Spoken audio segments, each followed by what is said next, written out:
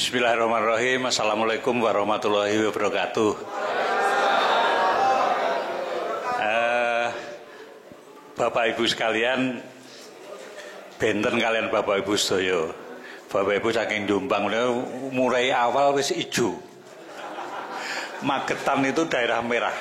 Betul. Kalau Pak Dalanis kan Magetannya Magetan Takeran itu ijo. Tapi nek kita Magetan niku abrit wiwit alit. Kula saged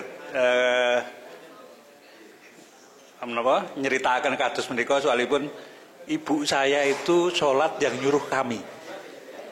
Karena waktu kecil musola nggak ada, masjid hanya satu yang di dekat alun-alun itu, masjid besar dari dulu, yang dulu tahun 48 pernah dibakar oleh pemerintahan Madiun. Oke, lalu pun nyuwun maaf punten saya khatam Al-Quran 3 kali, tapi kalau disuruh baca di depan Bapak Ibu saya nggak berani. Leres, mboten wantun kula. Bapak Ibu, kula Agus Raharjo, lahir wonten Ngawi, Kecamatan Jogorogo. Bapak kula tentara, terus pindah-pindah dari Ngawi menawi samenika namine Koramil. Rumien namanya, ini sepuh-sepuh mungkin masih ingat, namanya dulu BODM, Brigade Ronde Distrik Militer, zaman tahun 50-an.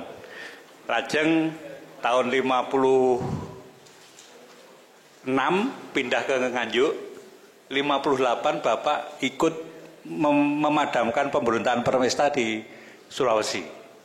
Kulo kalian Ibu wangsul datang Magetan. Terus wonten Magetan itu mulai SD, SMP, SMA. Lajeng bibar SMA, tentara niku gajinipun kan nanti toh. Gitu. Milahipun mboten saged langsung sekolah. Kula saking Magetan ngumbara dateng Surabaya. Penjenengan pirsa saking Magetan itu tiap malam ada truk sayur, Brambang, Kobis, Besek, itu dari Magetan ke Surabaya. Saya nunut di atasnya itu, mengkuro-mengkuro di atasnya itu. Lah lajeng pados pedamelan. Ini kalau lulus SMA kalau tahun 72, angsal pedamelan 73, 74. Ini kan wonten pundi wonten Garden Hotel ingkang Jalan Pemuda menika, Garden Hotel ingkang andhap. Mangke dados Garden Hotel ingkang inggil. Lah 75 kemudian masuk ke ITS. ITS lulus Fakultas Teknik Sipil, lajeng mangke taksih wonten Surabaya. 83 waktu devaluasi pemerintah, devaluasi dolar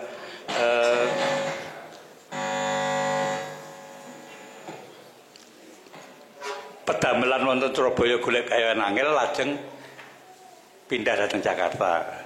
Wonten Jakarta dipun tampi wonten Bappenas, Badan Perencanaan Pembangunan Nasional, tahun 2006 masuk Bappenas.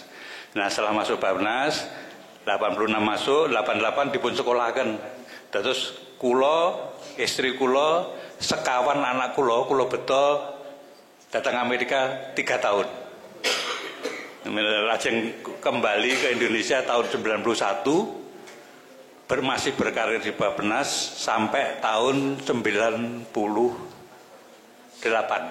Terus status direktur tahun 2000, 2001, 2002 direktur pendidikan dan agama di Bappenas. Kemudian pernah ngalami dari direktur sistem prosedur pendanaan, pernah ngalami jadi kepala pusat pengadaan barang jasa di Bappenas. Tahun 98 bersama-sama mendirikan yang namanya Lembaga Kebijakan Pengadaan Barang Jasa Pemerintah.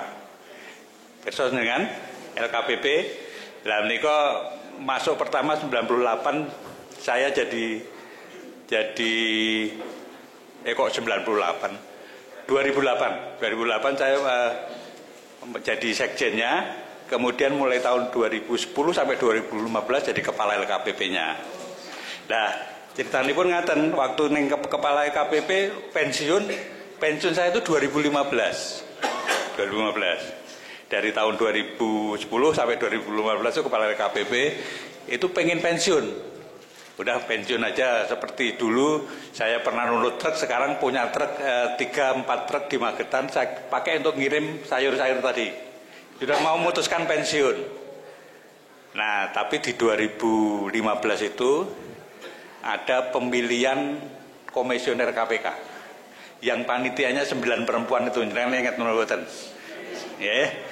Nah, sudah diumumkan sebulan, yang daftar itu hanya 267. Yang baik, yang perempuan bersembilan tadi merasa kurang ini kurang, harus ditambah pesertanya. Panitia itu nelponi orang-orang, 50 orang ditelepon, saya termasuk salah satu yang ditelepon supaya saya ikut. Pengumumannya diperpanjang 1 bulan, kulon daftar hari terakhir masa perpanjangan, karena ditelepon. Akhirnya yang daftar dari 267 tadi jadi 770. Lah lajeng ngikuti tes. Nah, sampun kersanipun Gusti Allah nika sedayanipun ketinggalipun lancar. Soalipun dari 770 tadi tes pertama menjadi 490 katut, tes kedua menjadi 290 katut, tes ketiga melajengipun 10 nama di tangan Pak Jokowi, gitu. Diajukan ke DPR, ada voting di DPR. Menawi sampun kersanipun Gusti Allah, kula ingkang menang pada waktu itu menjadi ketua KPK. Nah, malah isunya itu saya diisukan, ini orang Kristen kok ikut KPK gitu. Dari ketua sajanipun mboten, kula gangsal tiyang menika yang 3 Kristen, yang 2 Islam. Ingkang Islam kula kalian Pak Laude Syarif Maulana, kalian yang 3 itu Bu Basaria, Pak Alek sekarang masih di sana, sama Pak Saud itu memang 3-tiganya Kristiani. Nah, lajeng nerusaken kiprah wonten KPK ngantos tahun 2019. Jadi terus kula wonten KPK itu 2015 sampai 2019. Nah, radi anehipun ngaten. Nalika pensiun dari LKPP itu sudah memutuskan untuk pensiun ngasuh anak cucu. Tapi begitu pensiun dari KPK, saya tuh nggak pengen pensiun. Soalnya nopo? Negaranya awake dhewe menika kirangipun taksih kathah sangat kirangipun. Kados menika mawon ingkang samenika nembe isunya banget. Demokrasi kita dereng sae lho. Gitu. Ono pembatasan 20% itu kan nggak memberi kesempatan anak-anak kita untuk tampil menjadi pemimpin. Gitu mboten? Sehingga ada 1 orang yang sampai 4 kali, 1 kali jadi nyalon wapres gagal, 3 kali nyalon presiden gitu. Mestinya itu nggak boleh terjadi kayak gitulah. Kesempatan anak-anak kita yang lain gimana? Gitu. Milanipun niku kedah dados perjuangan kita, saya dan Muhammadiyah dan yang lain-lain memperjuangkan threshold 20% itu harus hilang supaya anak-anak kita punya kesempatan. Gitu. Nah, menika ingkang demokrasi, ingkang undang-undang anti korupsi ugi ngaten. Saya lama di KPK 4 tahun, jadi tahu persis. Malah kalau ini kalau kintuni buku PDF sinten? Nah, topi mangke dipun sebar Pak. Muhammadiyah sudah membuat buku yang namanya Fikih Korupsi Anti Korupsi. Yang fikih anti korupsi ya berdasarkan perseptif dari ulama-ulama Muhammadiyah. Sudah bikin, jangan sampai maos, pasti dereng. Ya gitu. Kula ngertose nggih wonten KPK. Milanipun kalau aku sebar dalam bentuk soft copy supados dipun waos. Mangke menawi badhe ngersakaken soft copy nipun salintunipun Bapak menika datang kula nggih saged nggih. Terus mestinya undang-undang anti korupsi kita itu disesuaikan dengan instruksinya PBB United Nations Organization. Menika gadah ugi aturan undang-undang anti korupsi itu mestinya nyakup iki yang namanya United Nations Convention Against Corruption. Gitu. Nah, menika kedanipun dipun tampung. Sanesipun menika ajaran-ajaran agama kita itu harus ditampung. Muhammadiyah sudah bikin buku, Nahdlatul Ulama sudah bikin buku. Yang kalau di Nahdlatul Ulama isinya hampir sama, tapi di sana namanya Jihad NU Melawan Korupsi. Dua bukunya saya dalam bentuk soft copy punya. Nah, kula koro iki tangkel datang penerbitipun tinggal 2 di penerbit sana. Kalau saya beli hanya 2 pasti juga malah nggarai meri sing liya-liyane. Milanipun kalau minta izin ke penerbitnya, saya bagi dalam bentuk soft copy PDF. Monggo mangke dipun waos. Kathah ingkang dereng saged kita laksanakan mergenipun menika. Cobi salah satu yang menjadi sorotan yang sering saya sebutkan di mana-mana. Yang sering saya sebutkan di mana-mana itu ada definisi korupsi yang sangat luas, tapi itu mestinya tiap hari harus kita perjuangkan terwujud. Khianat terhadap amanah, gulul, khianat terhadap amanah. Itu secara tidak sadar kita sering melanggar. Hal-hal yang kecil-kecil, kados menika kan nek Muhammadiyah kan kagungan banyak sekolah, rumah sakit. Haram loh, uang itu menjadi uang yang haram. Kalau jenengan sebagai individu dititipi belanja rumah sakit, apa dititipi belanja sekolah, dititipi belanja orang tua murid, diskon, potongan, rabat, mboten jenengan wangsulaken. Itu uang haram. Ya, jadi itu sangat kasihan guru-guru kita yang tidak tahu. Milanipun kedadipun sebarluaskan supaya kemudian menjadi pemahaman bahwa diskon itu tidak boleh kita kantongi sendiri, harus dikembalikan. Yang nyuruh yayasan dikembalikan ke yayasan, yang nyuruh orang tua murid ya dikembalikan pada orang tua murid. Nah menika gulul menika wonten definisipun mangke tobit dipun waos. Lah menika kan taksih kathah sangat terjadi di negara kita. Milanipun kula kalau ugi kalian Pak Sugeng trios ngaten. Pak, hari ini yang mengeterapkan hukum-hukum Islam yang kita inginkan itu rata-rata malah negara-negara yang mayoritas agamanya bukan Islam. Jadi kan pirsa negara-negara Skandinavia, kados Denmark, Norwegia, yang namanya bunga bank itu sekarang sudah minus. Mboten wonten riba wonten bank. Nek jenengan nyimpen dikenai administrasi, nek jenengan nyimpen, nek jenengan minjem utang bungane 0. Lha itu kan yang kita inginkan sebetulnya. Gitu. Kok kita mboten saged? Itu kan yang kita inginkan. Kemudian juga banyak sekali aturan-aturan yang kados. Kita kan ingin seperti mereka, kalau yang namanya dompet tiba ning dalan, dompet tiba ning terminal, kepanggih malih. Kita kan inginkan itu betul-betul masyarakat yang kita inginkan. Makanya pelan-pelan atau saya menyebutnya jangan pelan-pelan, secara cepat kita harus bisa merubah diri. Kita harus bisa berjuang, memilih pemimpin yang bagus, mengeterapkan aturan-aturan yang bagus. Aturan-aturan yang sesuai dengan agama kita, aturan-aturan yang kemudian disepakati secara internasional itu aturan baik. Kados ingkang dipun sepakati dening PBB United Nations kalau undang-undang tipikor itu yang baik. Satu, bukan hanya kepada ASN dan kepada penyelenggara negara, tapi undang-undang tipikor itu juga berlaku bagi kita semua. Swasta itu harus juga tercakup dalam undang-undang itu. Makanya kalau Bapak Ibu nanti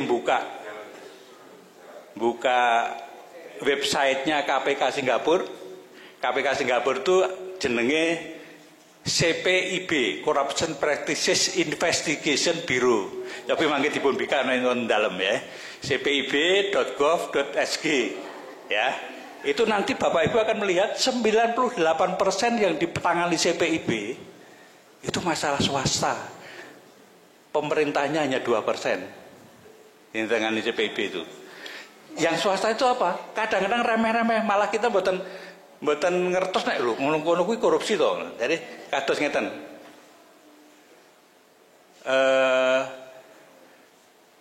Wonten supplier ikan. Nggih. Supplier ikan itu biasa hubungan dengan bagian logistik hotel, juga bagian logistik restoran. Kedua-duanya orang swasta nggak punya jabatan di pemerintahan. Kalau lobby saja boleh, tapi begitu memberikan uang, supplier tadi memberikan uang kepada logistik hotel maupun logistik restoran, ditangkap oleh KPK-nya Singapura tadi, yang namanya CPIB. Jadi kan pirsa, CPIB itu dibentuk oleh pemerintah Singapura waktu masih penjajahnya Inggris. Tahun 52, saya pun belum lahir. Milanipun Singapura itu dalam hal korupsi selalu menjadi 5 terbaik di dunia. 5 terbaik di dunia. Nilainya kalau nggak 90 ya 85, 90. Jangan ngertos nilai kita berapa hari ini. Jangan ngertos betul. 3 sekawan. Nek paling saya niku 100, 3 sekawan itu lulus napa mboten? Mboten, gitu. Nilai kita 3 sekawan. Nek jenengan bandingaken zamanipun Pak Soeharto, sing kata tulisan zamanku enak to. Pak Soeharto tinggal nilai itu namung 17. Dados mboten lebih saya saking kita lebih jelek. Nah, tulisan enak zamanku to, korupsi tidak, Pak Harto lebih jelek. Oke. Nah, zaman kula cepeng, KPK kula pekeng cepeng. Alhamdulillah walaupun belum lulus tapi nilainya terbaik. Sekawan doso. Lah bibar kula tinggal. Kula kan tinggalnya 2019 gitu. 2020 turun jadi 38, 2021 menjadi 36, 22 menjadi 34. Mangke nenggo skor ingkang tahun 2023 niku bulan Januari nangke badhe dipun dalaken. Dipun tenggo mawon. Apa lebih baik atau lebih jelek. Tapi yang jelas sekarang ini tekan terus sekawan. Kita harus berjuang semua. Nah, dados Bapak Ibu, tujuan kula badhe nyalon DPD menika membantu masyarakat untuk memperbaiki situasi baik itu demokrasi, hukum, tipikor dan lain-lain. Jangan pirsa nek dengan gesang wonten Jombang apa yang dihadapi Pak Tani? Pupuk. Wis pupuke angel, dodolane ora iso nentokne regane, nggih to? Sing nentokne regane sinten? Malah pedagangnya. Lah itu kan harus Pak Tani harus punya kemandirian, Pak nelayan harus punya kemandirian, jangan ditentukan oleh pedagangnya dong. Kami harus punya kekuatan pasar. Lah supaya punya kekuatan pasar, monggo Pak Tani itu disatukan.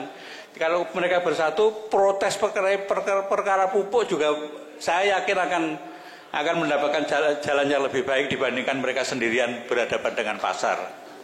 Milanipun mereka dados tugas kita sedaya.